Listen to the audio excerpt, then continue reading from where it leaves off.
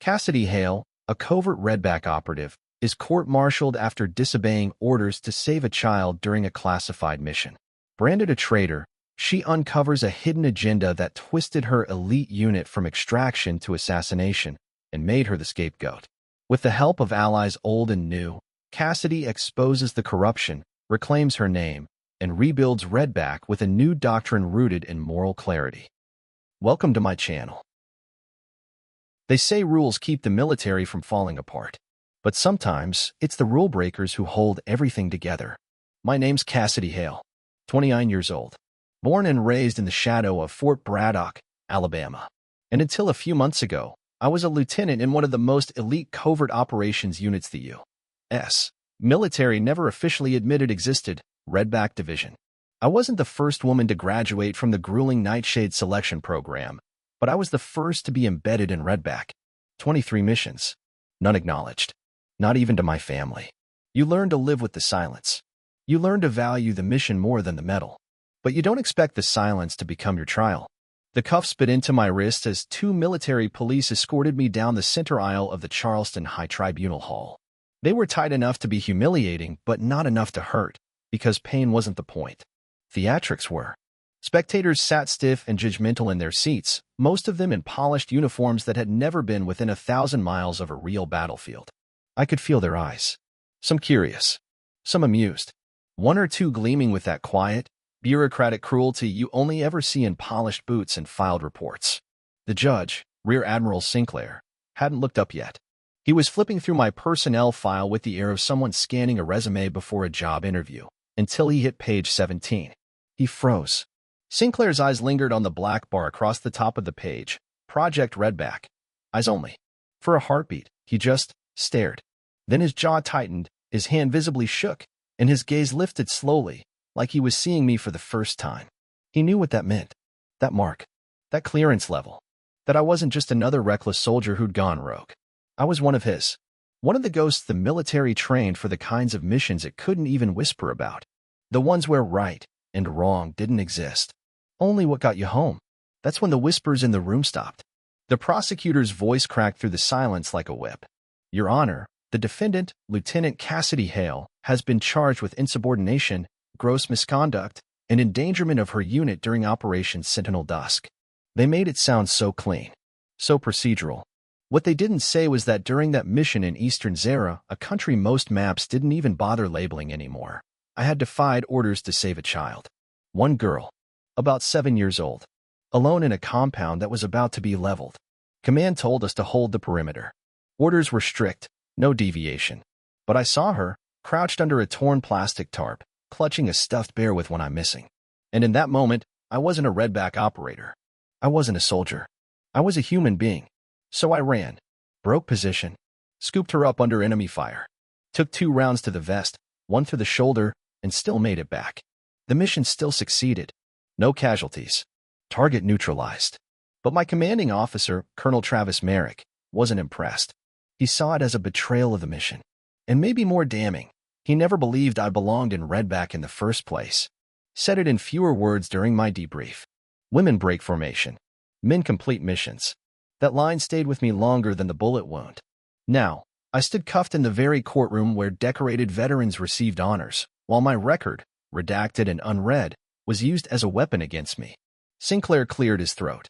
Lieutenant Hale, your service history includes 17 commendations, 9 field citations, and deployment records that are almost entirely classified.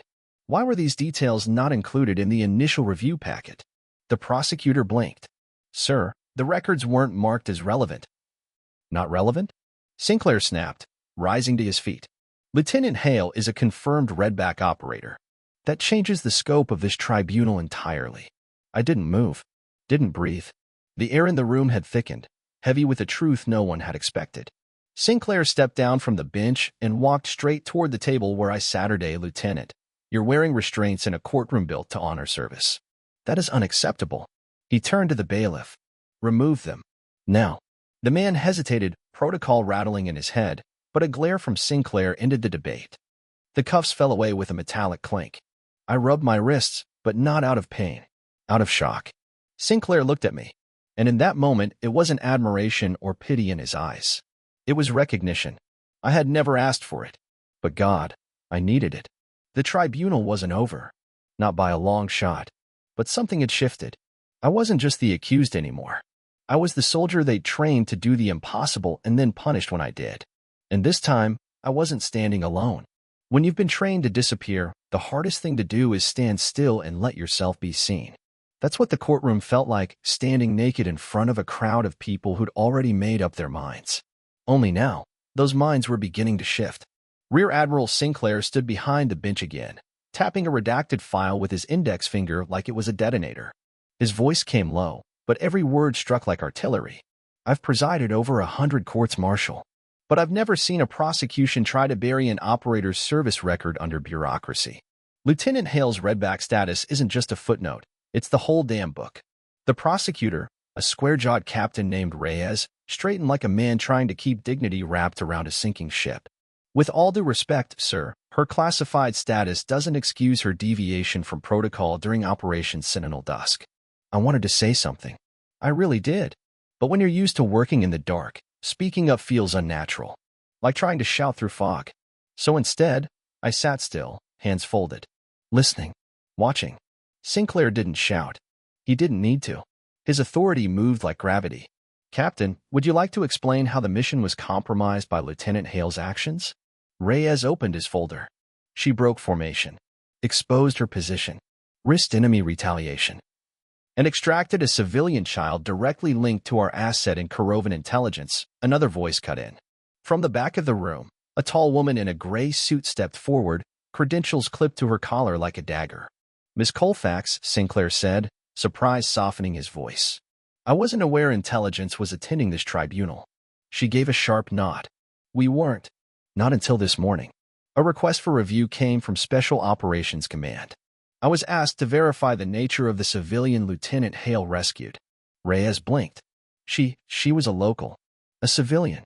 No, Colfax said, opening her tablet and projecting a holographic dossier.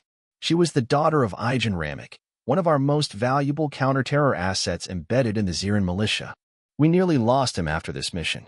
He went dark. Took weeks to re-establish contact. She turned the tablet toward the room, showing a grainy photo. The little girl in my arms. Dirt on her cheeks. Blood on my shoulder. Her tiny arms clinging to me like I was the only anchor in the storm. She was his only daughter. The only leverage our enemies had on him. He was prepared to cut ties and disappear. But when he found out she was alive, he came back online and fed us intel that led to 3 high-value arrests and the dismantling of a weapons ring. Silence dropped over the room like a curtain. Reyes fumbled, muttering something about operational procedure and unexpected consequences. Sinclair's jaw tightened. The only consequence here was survival. And you, Captain, nearly cost this country one of its most important intelligence channels because you were too focused on protocol to see the person inside the uniform. Colfax approached the bench, speaking lower now. The Redback program trains operators for scenarios where human judgment must override automation. That's exactly what Lieutenant Hale demonstrated. Sinclair turned to me. Lieutenant, do you have anything to say? I stood slowly. Every scar and every silence behind me, every failed report and whispered accusation pressing down on my spine. I wasn't good at speeches, but I was good at the truth. I didn't break formation to be a hero. I did it because I saw a kid who didn't ask to be part of our war. Because we're trained to adapt, not just obey. Redback taught me that when the playbook runs out, your humanity is the last thing that should fail. I looked out at the crowd, not at their faces, at their posture. The ones leaning forward, listening. That's when you know you've hit something real. The team made it back. The mission succeeded. That girl lived. And I'd do it again tomorrow. I sat down, feeling my heartbeat slow, not because I was calm, but because I'd finally said it. The thing I wasn't sure I'd be allowed to say. The tribunal went into recess. The guards didn't cuff me this time. Instead, I stepped outside the courtroom, into the open-air corridor that overlooked the Charleston Naval Base. The wind was sharp, carrying the scent of ocean and jet fuel. Behind me, footsteps. I turned to see Colfax leaning against the rail beside me. You made a lot of enemies in that room, she said. Wouldn't be the first time. She looked at me. Really looked. You know, you could have gone dark after this. Disappeared. Plenty of Redback operatives have. I thought about it. And yet, you stayed. I nodded slowly. Because I'm tired of only being visible when someone needs me invisible. Someone has to stand up and remind the system what it trained us to be. Colfax smiled. Not warmly, but with respect. If you ever want to talk about working with intelligence, let me know. We need people who still think on their feet. She handed me her card, then turned and walked away. I looked down at it for a second, then slid it into my pocket. Not ready to say yes, but not quite saying no. Back inside the tribunal, the tone was changing. The buzz had shifted. Not mockery. Not skepticism. Now it sounded like curiosity. The sound people make when the myth they thought they understood turns out to be real. They thought I was just a soldier on trial. Now they were starting to realize I was the standard they hadn't even remembered existed. I've learned that in the military, sometimes your enemies don't wear uniforms, they wear neckties and sit behind desks. The courtroom had emptied for the day, but I could still feel the weight of it pressing down on my shoulders. The file, the accusations, the stares. The unspoken message was loud and clear. You weren't supposed to survive, let alone talk. Redback was never meant to go public. It was a whisper, a code name buried beneath layers of plausible deniability. It wasn't that they doubted our missions. It's that they needed us to remain expendable tools with expiration dates, not heroes with headlines.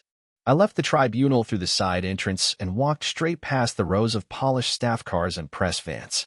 No reporters tried to stop me. No one asked for a statement. And that was just fine. Back at my temporary housing on base, bare-bones quarters with concrete walls and one flickering ceiling light, I sat down at the desk, pulled out my private logbook, and opened the hidden pouch inside the back cover. Inside was a folded photo. A little girl, missing her front teeth, standing in front of a red bicycle with one training wheel busted. Her name was Sura, the girl I pulled from the fire in Zara. I stared at the image for a long time. I wasn't supposed to have it. Intel had redacted every trace of her from the operation files. But I'd made a copy. Not for evidence. For me. To remind myself that I hadn't imagined her. That the mission was real. That she mattered. Because that's what gets you in the end. Not the pain, not the wounds, but the doubt.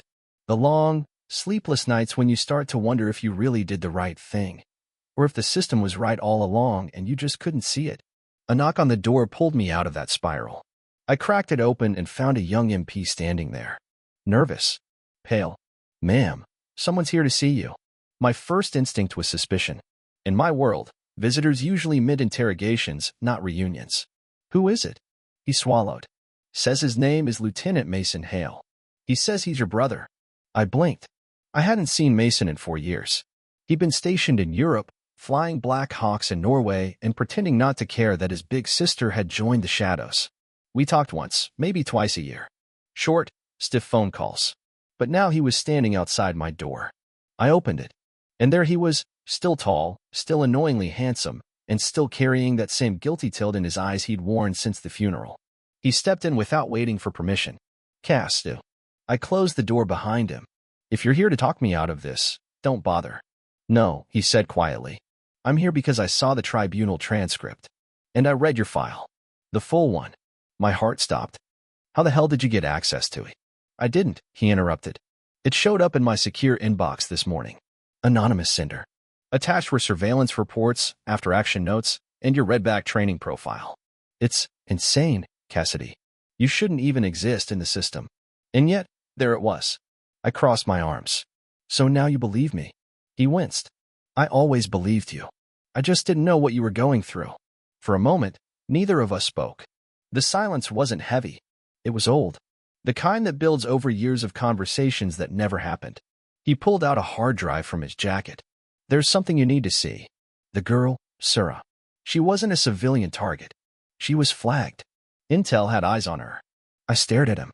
What do you mean flagged? They were tracking her father. But they weren't planning on keeping him alive. He had outlived his usefulness. Your extraction disrupted their timeline. That's why Merrick threw you under the bus. Your actions exposed a covert burn operation. Burn. That word hit like a blade. They were going to erase the man. Make it look like collateral damage. And Sura? She'd have been lost in the rubble. One more unnamed casualty in a sanitized report. I sat down slowly. So I was never the problem. I was the loose end. Mason nodded. And someone just gave you a thread to pull. He left the hard drive on the table, gave me a look that said I'm sorry for everything, and slipped out the door. I stared at the drive for a long time before plugging it in. Password protected. One word. Sura. Inside was a trove. Mission schematics. Intel briefings marked eyes only. Logs of off-book ops tied to Colonel Merrick's team. It all pointed to a quiet, surgical shift in policy. Redback assets were being retasked, not to rescue, but to erase. My extraction had exposed their change in mission doctrine. And instead of owning that, they made me the scapegoat. It wasn't just betrayal. It was strategic character assassination. And now, I had the proof. But evidence wasn't enough. Not in this world. I needed a witness. Or better yet, an ally with clearance and courage. I thought of Admiral Sinclair. Of the way his hand had trembled when he first saw my file. He knew something. Or he'd suspected it. Which meant maybe, just maybe, he'd help finish what someone else had started by sending me this drive. I pulled out my Redback challenge coin from the drawer, a simple titanium disc with a red web etched in the center. I turned it over once in my palm. Then I slid the drive into my pocket. It was time to stop defending myself and start exposing them. There's a moment, just before you light the fuse, when you wonder if the whole damn thing's going to blow up in your face. I was sitting in Rear Admiral Sinclair's private office. Not the tribunal chamber, not the public theater. This was where the real decisions were made. The walls were lined with awards and citations, but none of them distracted from the silent tension sitting between us. I had the drive in my jacket pocket, fingers tapping it like a detonator. You said in court, I began, that my Redback status changed everything. Sinclair nodded slowly. Because it did. Then why wasn't it acknowledged from the start? He leaned forward, clasping his hands. Because someone buried it. Deep. And not just your service record. Your entire division's charter was wiped from accessible servers 6 months ago. Even I couldn't pull it until I requested legacy clearance codes I hadn't used in over a decade. I slid the drive across his desk. Then you'll want to see this. He hesitated only for a breath before plugging it into his secure system. The screen flashed, encrypted files cascading in front of us. He opened one, then another. His eyes grew narrower with every passing line. After 10 minutes, he stopped and leaned back, letting the silence settle like dust in an abandoned bunker. This, he said finally, this is the smoking gun. It proves they shifted mission parameters without oversight. You weren't a liability, Lieutenant. You were a disruption. I figured that out around the time Merrick started calling me emotional in his incident report. Sinclair turned the monitor toward me.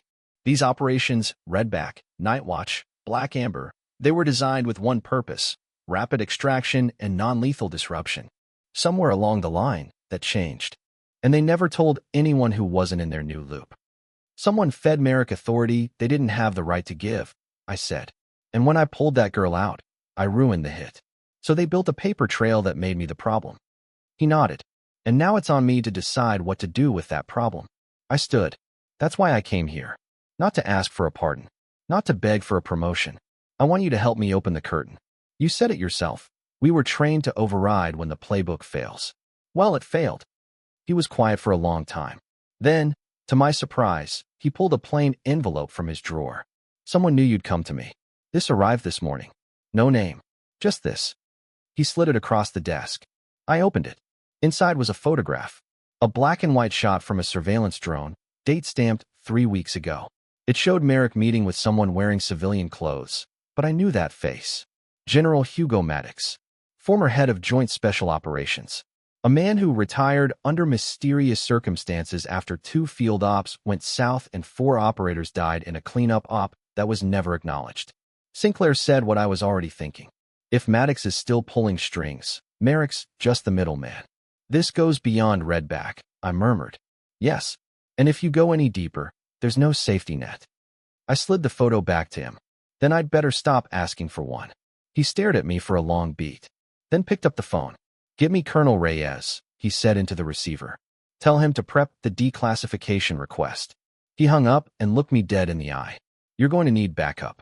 By morning, I was on a chopper heading toward Fort Apogee, an off-books training compound in the Rockies where Redback recruits were once broken down and rebuilt. Now it was mothballed. Officially. But unofficially, it still had a few ghosts in the basement. Sinclair had arranged for me to meet with someone who might still be loyal to the old way. The original doctrine before the mission changed. Her name was Major Delaney Knox. Call sign, Ledger. She'd trained half of Redback's first-gen operatives before command pulled her stateside. I remembered her from my selection days. Calm. Surgical. The kind of woman who could cut you to pieces with a glance and stitch you back together with her silence. When the chopper touched down, she was already waiting, hands in her pockets, snow brushing the brim of her cap. "Lieutenant Hale," she said, voice dry as gravel. Or should I say, Redback 07? I stepped onto the gravel. "You remember." "Don't need to remember. Never forgot." We walked together through the empty compound. The buildings were still standing, but the soul of the place was gone. No drills. No voices. Just wind and frost. The place felt like a battlefield that had forgotten it was ever a war zone. "I read your name in the report they pushed to command," Delaney said. "Made you sound like a loose cannon." "I know. But the deeper I dug," she continued, "the more it stank of a cleanup job. Not a court-martial." I handed her a USB. "It's all here. Files. Logs. Authorization chains. The shift in mission priorities. They turned Redback into a kill squad. You trained us for discretion and extraction. They rewrote us into assassins." Delaney nodded once, slow and grim. "I suspected. Couldn't prove it. Now we can." She pocketed the drive. "I'll reach out to 2 other veterans. Former Redback. Quiet, off-grid, but loyal to the old code. We're gonna need more than files. We'll need people who saw it firsthand." As we walked back toward the hangar, she said something that stuck with me long after the snow had swallowed our footprints. "You know what scares them, Cassidy?" I shook my head. "Operators with receipts." That night, I sat alone on my bunk, watching old security footage from the mission in Zara. Footage I wasn't supposed to have. The child in the compound. My voice over the comms, calm under fire. The exfil. The medevac. All of it. And then I watched the official report again. Sanitized. Cropped. Distorted. The truth had never been erased. Just rewritten. But now, the ink was starting to run. By the end of that week, 3 things had happened that told me the house of cards was starting to sway. First, Admiral Sinclair filed the formal petition to reopen my case, this time with full access to classified documentation and the entire Redback mission audit. That meant the court couldn't ignore what had once been off the record. Second, Major Delaney Knox vanished. Not in a panicked, run-for-your-life kind of way. She went dark, the way only old guard operators know how to do. Her burner went offline. Her last encrypted message to me read, "They're on to us. I've gone to find the others. Finish prepping your end." And third, Colonel Travis Merrick filed a motion to have my hearing suspended indefinitely due to pending security implications, which, in plain English, meant she's getting too close to something we don't want anyone to see. That's when I knew we'd hit a nerve. I was staying off base now, in a safe house run by Sinclair's private intel contact. It was a plain, forgettable bungalow in the outskirts of Lexington, Kentucky, hidden beneath a fishing permit on the lease and a false utility address. The water heater groaned at night, and the neighbors didn't wave back. Perfect. I spent every evening sorting through the files, redacting, decrypting, piecing timelines together. What emerged wasn't just a story. It was a blueprint. A chain of missions that didn't line up with what Redback was supposed to be. I found at least 4 operations from the past 2 years where the stated goal was recon and extract, but the outcome had been lethal, burned compounds, 0 survivors, and no recovery effort. It was like Merrick and his people had flipped the script and never told the actors. And they were careful. All of the field operatives in those missions were newer, fresh out of the revised pipeline. I recognized the pattern: people trained to obey, not question. People who didn't even know they were being used. Except one. Her name was Talia Reeves. Redback Echo 9. Graduated 2 years after me. Quiet. Precise. She'd been on one of the ops that went sideways, Operation Sandline, in the disputed Talamar region. Official story, Crossfire. But the private footage Sinclair helped pull from the drone logs showed something different. A single gunshot. From within the team perimeter. Talia's voice on the comms, seconds before it cut out. Target secured. Civilian intact. Repeat, she's alive. Then silence. Then a report from Merrick that the op had encountered enemy fire, and the civilian was killed in crossfire. No gunfire audible in the drone feed. No heat signatures nearby. Just her voice. And then nothing. I tracked her down. Or tried to. Her military record ended 4 weeks after Sandline. The official file said honorable discharge medical. But there were no hospital records. No pension. No known address. I finally found a clue buried in a logistics document. One shipping manifest from a military flight logged at T. Reeves as a non-standard cargo passenger en route to the Austin VA Medical Annex. But the annex had no record of her ever checking in. I called an old contact, Jake Whip Halston, an ex-Redback comms analyst who now ran a cybersecurity firm in New Mexico. He owed me. I once pulled him out of a supply truck right before it got lit up by an RPG in Kandahar. Within 3 hours, he got me an address. Talia was alive. But she wasn't the same. Her apartment was on the second floor of a rundown complex outside Galveston, Texas. Peeling paint, cheap blinds, rusted mailbox marked T.R., and faded sharpie. I knocked twice. Waited. I expected silence. Maybe a voice through the door. Instead, she opened it. She was thinner than I remembered. Worn out, like a photo that had been through the wash. Her right arm trembled faintly as she held the door open. "Cassidy Hale," she said. "You remember. You were Redback before they broke it." I didn't answer. She stood aside and let me in. The apartment was bare except for a worn recliner, a fold-out table with water bottles, and a notebook filled with scribbles in small, blocky handwriting. "You're not here for small talk," she said, dropping into the chair. "You want to know what happened in Talamar." "I already know what didn't happen. I saw the drone footage. I heard your voice." She stared at the floor. She was a doctor. 24. Local. She ran a clinic for both sides. Neutral territory. That's why we were sent to pull her out. Not kill her. "What happened?" Talia's jaw clenched. "I got her out of the compound." She had a clean shot to the extraction van. Then Merrick's voice came through, direct comms line. He ordered me to terminate the target. My stomach turned. I refused. Told him she was coming with me. Next thing I know, my comms go dead. Then one of our own fires. Hits her. And a second later, they tagged me too. Shoulder. Grazed, but enough to put me down. I exhaled. "They silenced you." Didn't work. I played dead until they evac'd me. Made it all the way back to base, patched up, then vanished into medical records hell. Discharged before I could file anything. She picked up the notebook. I wrote it all down. Every detail I could remember. Because I knew someday someone else would see it. Someone who hadn't stopped fighting. I reached across the table and took her hand. "You're not alone anymore." Talia met my eyes. "Then finish what we started." Back at the safe house, I scanned the pages from her notebook, filed them under encrypted lock, and sent a package to Sinclair. Subject line. Sandline confirmed. Witness found.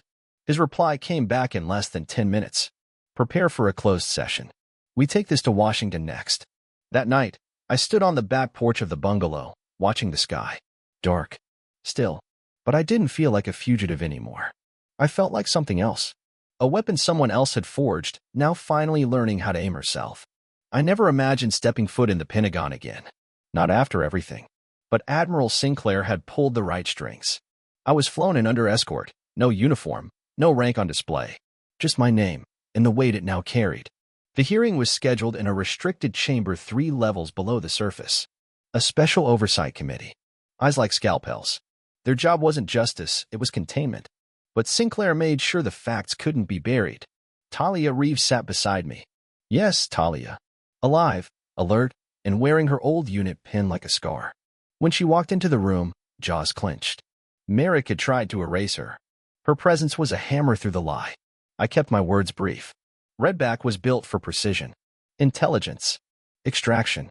Over the past 2 years, Command warped it into something else and used our silence against us. I handed over the drive. Then her notebook. And then I played the audio. Talia's final comms, recorded secretly through a backup channel she'd never even realized was active until now. Target secured. Civilian intact. Repeat, she's alive. Click. Negative. Terminate.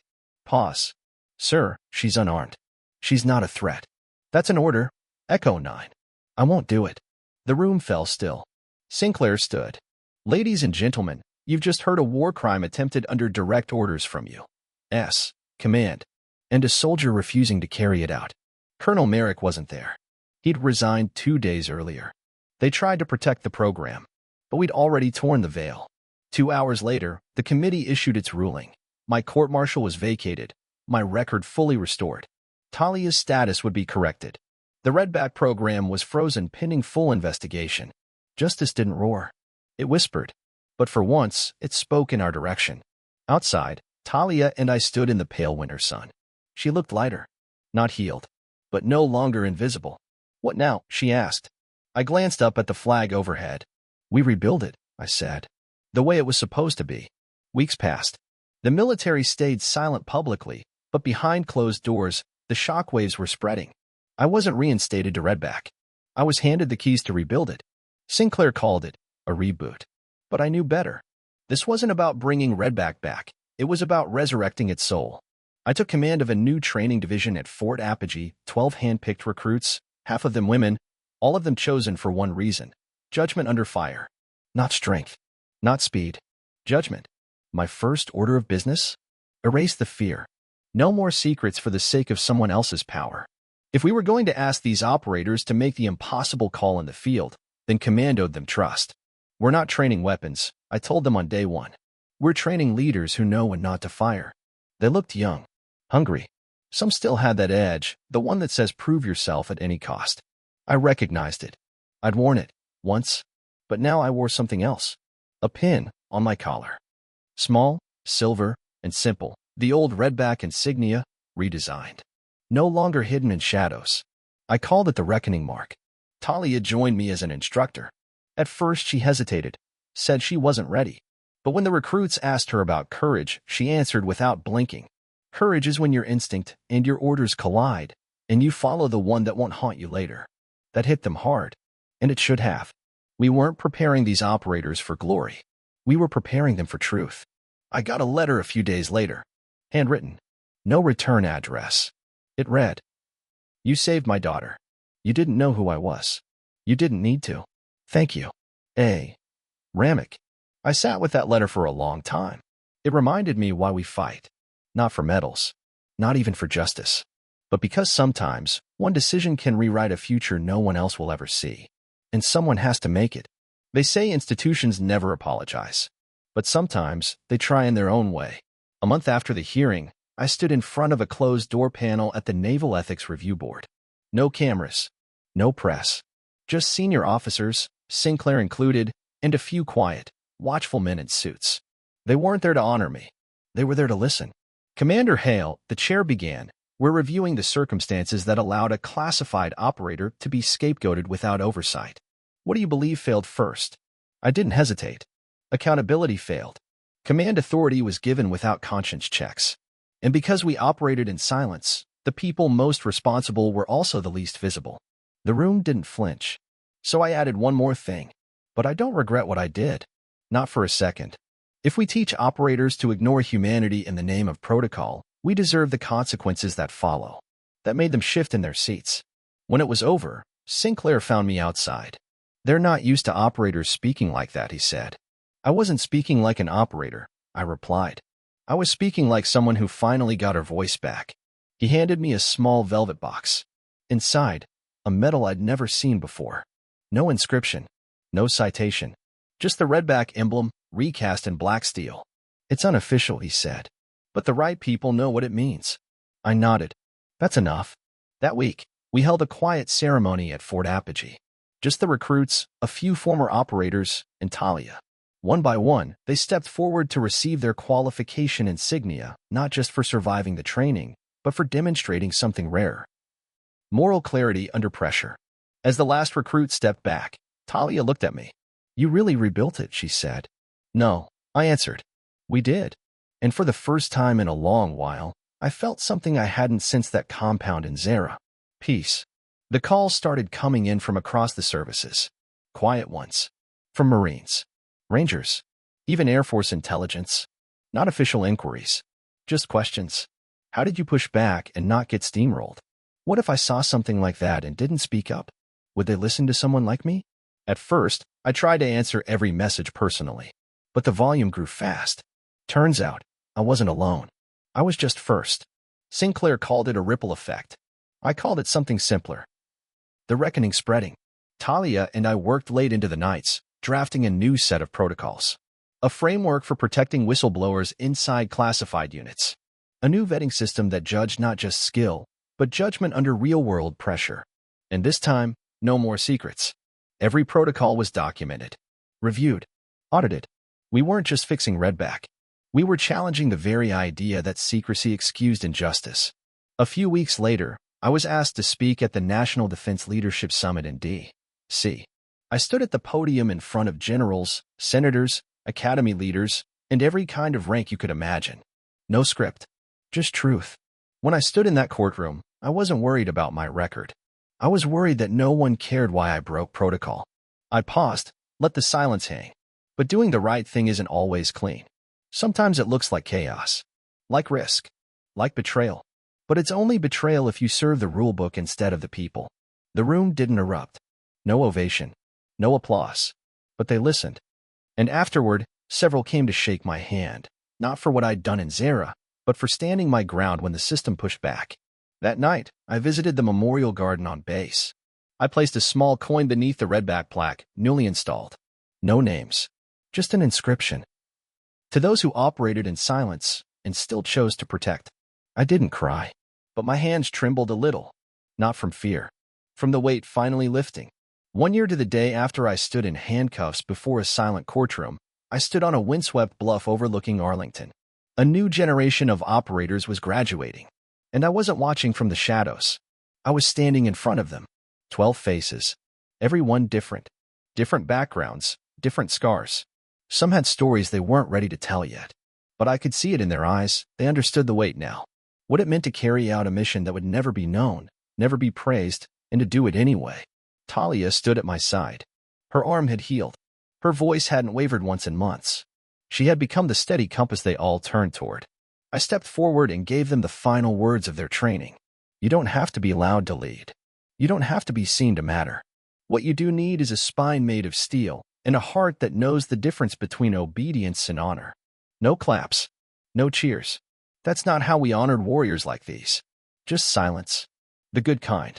The kind you earn. Back in my office, a letter waited on my desk, marked from the Office of the Secretary of Defense. Inside was one line. Program reviewed. Doctrine rewritten. Legacy protected. And beneath it, a single, hand-signed phrase.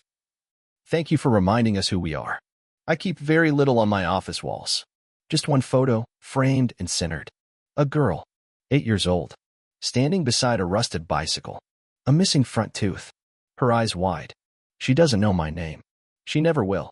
And that's exactly how it should be. Because in this world, we don't always get the parade. We don't get the headline. But sometimes, if you hold your ground long enough, the truth walks free. And I'm not just Cassidy Hale, former Redback operator, or military scapegoat turned instructor. I'm proof. Proof that a voice, even silenced, still echoes. That justice, delayed, can still arrive. That even in a room full of uniforms and rules and rank, a single person doing the right thing can change everything.